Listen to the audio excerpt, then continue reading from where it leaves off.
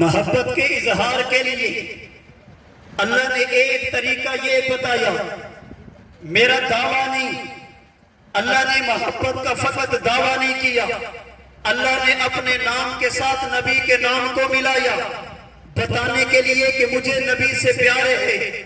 اللہ نے اپنے نبی پر فضل فرمایا بتانے کے لیے کہ مجھے نبی سے پیارے ہے۔ اللہ نے مصطفیٰ کو تمام اوصاف کا جامع اور منبع بنایا بتانے کے لیے کہ مجھے نبی سے پیارے ہے۔ اللہ نے نبی کو سہولتیں دی بتانے کے لیے کہ مجھے نبی سے پیارے ہے۔ اللہ نے اپنے نبی سے محبت کی ابتدا بھی کی، انتہا بھی کی بتانے کے لیے کہ مجھے نبی سے پیارے ہے۔ اللہ نے اظہار محبت کا چھٹا طریقہ بتایا، اللہ کو اپنے نبی سے پیارے ہے۔ بندہ جب کسی سے پیار کرتا اس کی سفارش کو قبول کرے گا، اس کی سفارش کو رد نہیں کرے گا، اپنے محبوب کی بات کو رد نہیں کرتا۔ اللہ نے مصطفیٰ سے پیار کیا، پھر جس نے بھی مصطفیٰ کا واسطہ دیا، میرے نبی کی شفاعت کی بات کی، میرے نبی کا واسطہ اور وسیلہ دیا، اللہ نے کبھی اس کو بھی رد نہیں کیا۔ امام حاکم کی مستدرک حاکم کی 3 جلد کے مطابق اگر وسیلہ آدم نے دیا، اللہ نے آدم کو معاف کر دیا۔ سورہ نساء کی آیت 64 کے مطابق اگر پیغمبر کسی کی سفارش اور شفاعت کر دے، لوجد اللہ توابا رحیما، اللہ اس کی بخشش کا فیصلہ فرما دیں گے۔ صحیح بخاری کی روایت کے مطابق قیامت کے دن جب مصطفیٰ شفاعت فرمائیں گے، اللہ امت کی بخشش کا فیصلہ، انسانیت کا حساب و کتاب شروع کریں گے۔ اور کتب تفسیر کے مطابق جب ایک آدمی نبی کی قبر پر جا کر اللہ کے نبی کے سفارش کی درخواست کرے، یا خیر من دفنت بالقاء اعظمہ فطاب من طیبہن القاء والاکم نفس الفداء لقبر انت ساکنہ فیہ العفاف وفیہ الجود والکرم انت الشفیع الذی ترجى شفاعته على الصراط اذا ما زلت القدم وصاحباك فلا انساهما ابدا منی السلام علیکم ما جرى القلم۔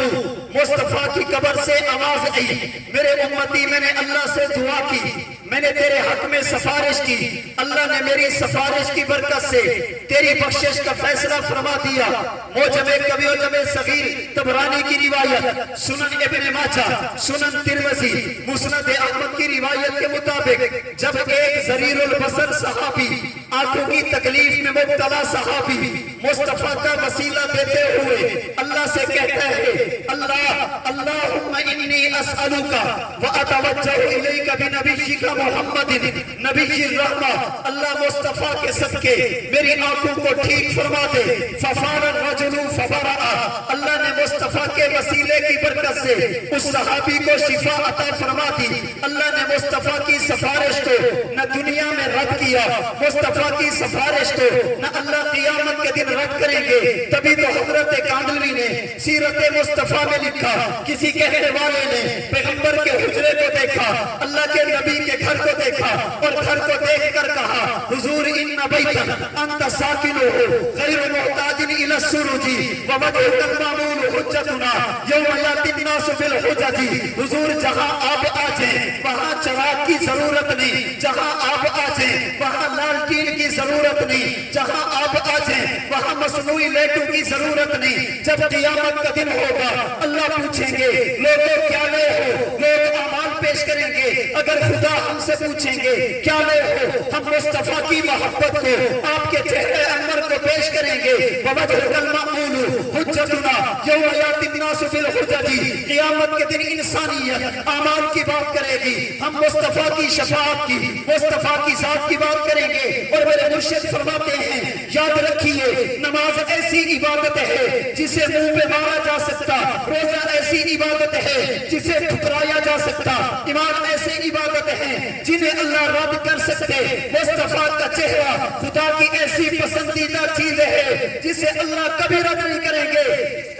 یہ قیامت کے دن اگر شفاعت محمدی چاہتے ہو، اللہ کے نبی پر اعتماد کرنا پڑے گا، اعمال پر اعتماد ہو، مگر تھوڑا ہو، مصطفیٰ کی ذات پر اعتماد ہو اور اس سے زیادہ۔ اللہ اپنے نبی کی سفارش کو قبول فرمائیں گے، اپنے نبی کے چہرے کو اللہ رد نہیں کریں گے۔ ہمارے ہاں دنیا کا دستور ہے، بندہ کسی سے محبت کرے گا اس کی کوشش ہوگی میرے محبوب کا لباس اچھا، میرے محبوب کا جوتا اچھا، میرے محبوب کے رہن سہن کے لیے چیزیں اچھی، اپنے محبوب کو اچھی اچھی چیزیں دے گا۔ آئیے مصطفیٰ کو دیکھیے، اللہ نے اپنے نبی سے پیار کیا، اللہ نے مصطفیٰ کو کیا کیا چیز دی، اللہ نے کیسی اچھی اچھی چیز دی۔ اگر ان کی بنیاد بنانی ہو، اٹھائیے بخاری شریف، اللہ کے نبی نے بتا دیا، ما بین بیتی و منبری روضۃ من ریاض الجنہ، اللہ کے نبی کا فرمان امام قرطبی نے نقل کیا، جس بندے کی جہاں پر قبر بنے اسی جگہ کی مٹی انسان کے خمیر میں، انسان کے وجود میں شامل۔ اس کا معنی یہ، اللہ نے مصطفیٰ کو جو مٹیریل دیا، اللہ نے مصطفیٰ کو جو مٹیریل دیا، اللہ نے مصطفیٰ کو جس مٹی سے بنایا اسے جنت کہتے۔ اسی جنتی مٹی کا اللہ کے نبی کے وجود میں اثر تھا۔ ولد مختونا، پیغمبر کو ختنے کی ضرورت نہیں، جنتی مٹی کا اثر تھا۔ ولد مسرورا، پیغمبر کی ناف کاٹنے کی ضرورت نہیں، جنتی مٹی کا اثر تھا۔ ولد مبخونا، سرما لگانے کی ضرورت نہیں، جنتی مٹی کا اثر تھا۔ ولد نظیفا، پیغمبر کے جسم اقدس کو ولادت کے وقت پانی سے اور کپڑے سے صاف کرنے کی ضرورت نہیں، جنتی مٹی کا اثر تھا۔ نبی کے ہاتھ کی ہتھیلیاں ریشم سے زیادہ نرم تھی، جنتی مٹی کا اثر تھا۔ نبی کا پسینہ مشک اور عنبر سے زیادہ خوشبودار تھا، جنتی مٹی کا اثر تھا۔ اگر نبی رات کو آتے، اللہ کے نبی بعد میں آتے، آپ کے وجود اقدس سے نکلنے والے پسینے کی خوشبو پہلے آیا کرتی۔ اللہ کے نبی کے وجود اقدس سے نکلنے والا پسینہ مشک اور عنبر سے زیادہ خوشبودار تھا۔ اللہ نے نبی کو ایسا بنایا، جنتی مٹی کا اثر تھا۔ نبی کے کپڑے پر کبھی مکھی نہیں بیٹھی، جنتی مٹی کا اثر تھا۔ اللہ کے نبی کو کبھی جمائی نہیں آئی، جنتی مٹی کا اثر تھا۔ اللہ کے نبی کی آنکھ تو سوتی مگر دل جاگتا، جنتی مٹی کا اثر تھا۔ نبی کی نیند بھی وضو کو نہیں توڑتی، جنتی مٹی کا اثر تھا۔ نیند کی حالت میں بھی اللہ کے نبی کے کپڑے ناپاک نہیں ہوتے، جنتی مٹی کا اثر تھا۔ نبی کا جنازہ امام کوئی نہیں بنتا، جنتی مٹی کا اثر تھا۔ نبی کی ازواج نکاح سے نہیں نکلتی، جنتی مٹی کا اثر تھا۔ نبی کی ازواج پر عدت وفات نہیں ہوتی، اور میرے حضرت فرماتے اسی جنتی مٹی کا اثر تھا۔ نبی کی آنکھ پر وفات تھی، نبی کے دل میں تب بھی حیات تھی۔ اللہ نے اپنے نبی کو خمیر آلہ دیا، اللہ نے اپنے نبی کو ایسا بنایا جس کے وجود میں جنت کی مٹی اللہ نے شامل فرما دی۔ اللہ نے بتا دیا میں نے اپنے محبوب کو ایک ایک چیز دی، اعلیٰ سے اعلیٰ دی، اور صرف دنیا کی حد تک نہیں، اللہ نے میرے نبی کو قبر دی، وہ بھی اعلیٰ دی، اور ایسی اعلیٰ دی علماء نے لکھا جب قیامت آئے گی، قیامت ہر چیز کو فنا کر دے گی، مصطفیٰ کے روزے کو فنا نہیں کر سکے گی، اللہ کے نبی کی قبر انور کو قیامت بھی فنا نہیں کر سکے گی۔ دنیا میں محبت کے ایک اظہار کی صورت یہ، اظہار کا ایک طریقہ یہ، جب بندہ کسی سے محبت کرے گا، کبھی اس کے چہرے کا تذکرہ، کبھی آنکھوں کا تذکرہ، کبھی زبان کا تذکرہ، کبھی گردن کا تذکرہ، کبھی سینے کا تذکرہ، کبھی کہے گا فلاں ایسا، میرا محبوب ایسا، اپنے محبوب کی ایک ایک چیز کو بیان کرے گا۔ اللہ نے اپنے نبی سے محبت کی، جب باری مصطفیٰ کے جسم کی آئی، اللہ نے اپنے نبی کے جسم اقدس کے ایک ایک عضو کو، اہم اعضاء کو اللہ کے نبی نے ذکر کیا۔ قد نرى تقلب وجهك في السماء، اللہ نے نبی کے چہرے کا تذکرہ کیا، عینی کا، اللہ نے نبی کی آنکھوں کا تذکرہ کیا، بلسان کا، اللہ نے نبی کی زبان کا تذکرہ کیا، ولا تجعل يدك مغلولة الى عنقك، اللہ نے نبی کی گردن کا تذکرہ کیا، الم نشرح لك صدرك، اللہ نے نبی کے سینے کا تذکرہ کیا، الذي انقض ظهرك، اللہ نے مصطفیٰ کی پشت کا تذکرہ کیا، اللہ نے ایک ایک عضو بھی ذکر کیا، اور جب باری مصطفیٰ کی عمر کی آئی، اللہ نے لام رک کہہ کر نبی کی زندگی کی قسم اٹھا کے انک لعلی خلق عظیم کہہ کر اللہ کے نبی کی مکمل جسم کو، جسم کے اعضاء کو اللہ کے نبی نے، اللہ نے اپنے نبی کی عادات کو کو نبی کے مبارک جسم کے ایک ایک حصے کو الگ ذکر کیا اور انک لعلی خلق عظیم کہہ کر نبی کے مکمل جسم کو بھی ذکر کیا. کائنات کی تخلیق کا آقا تو سبب ہے, اسلام کا مفہوم تیرے در کا ادب ہے, طٰہٰ سے عیا تیری سیرت کا قصیدہ, یاسین کا مطلب تیرے چہرے کی والفجر کا مطلب تیرے چہرے کی تلاوت, واللیل کا مولا تیرا نام و لقب ہے. اللہ نے اپنے نبی کے جسم اطہر کو ایک ایک عضو کو الگ الگ ذکر کر کے پھر آخر میں لَأَمْرُ کہہ کر بتا دیا میرے مصطفیٰ جس طرح میں خدا پاک ہوں میں نے تجھے بھی پاک بنایا. اللہ نے اپنے نبی کو اس طرح پاک بنایا. مصطفیٰ کی زندگی میں اللہ نے معصیت کو, گناہ کو اور اپنی نافرمانی کو قریب نہیں آنے دیا. اللہ نے اپنے نبی کو معصوم بنا کر بتا دیا میں نے اپنے نبی کو گناہ کے قریب نہیں جانے دیا اور گناہ کو مصطفیٰ کے قریب بھی نہیں جانے دیا. اللہ نے اپنے نبی سے محبت کی, اللہ نے اپنے نبی سے پیار کیا. اس کے لیے ایک صورت ہمارے ہاں جب بندہ کسی سے محبت کرے گا, جس سے پیار کرے گا, اس کے ساتھ جس چیز کی بھی نسبت ہوگی اس میں سے ایک ایک کی حفاظت کرے گا. اس کا تعلق میرے محبوب سے ایک ایک چیز کی حفاظت کی جاتی. اللہ نے اپنے نبی سے محبت کی, نبی پر قرآن اترا, نسبت مصطفیٰ سے ہو گئی. اللہ نے قرآن کو محفوظ بنا دیا, مصطفیٰ کی زبان سے حدیث نکلی, نسبت مصطفیٰ سے ہو گئی. اللہ نے قیامت تک کے لیے محفوظ بنا دیا. میرے نبی کی سیرت اور کردار کی بات آئی, نسبت مصطفیٰ سے ہو گئی. اللہ نے قیامت تک کے لیے محفوظ کر دیا. اللہ کے نبی کے صحابہ آگے, خدا نے پیغمبر کے صحابہ کے ذکر کو بھی قیامت تک کے لیے محفوظ کر دیا.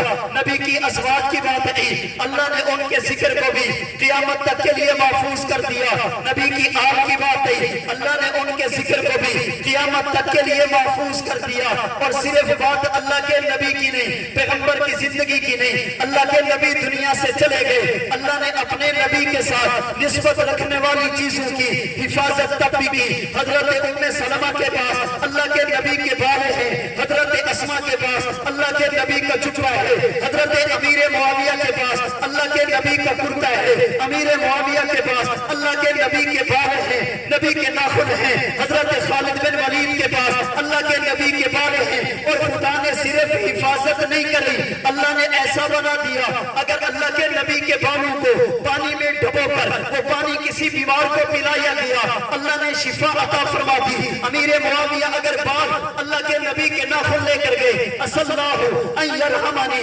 ببرکتہا کہہ کر بتا دیا اللہ قبر کو جنت کا باغ بنائیں گے مصطفیٰ کی برکت سے. حضرت خالد بن ولید نے اپنی ٹوپی میں ان بالوں کو محفوظ کر کے بتایا میں جب بھی میدان میں نکلا نبی کے بالوں کا واسطہ دیا, دنیا کی کوئی طاقت مجھے شکست نہیں دے سکی. اللہ کے نبی کے بالوں کو بھی اللہ نے محفوظ کرا دیا. اور صرف بال نہیں, جس جگہ پر اللہ کے نبی موجود ہیں, اللہ کے نبی مدفون ہیں, اللہ نے اس قبر کو بھی قیامت تک کے لیے محفوظ کرا دیا.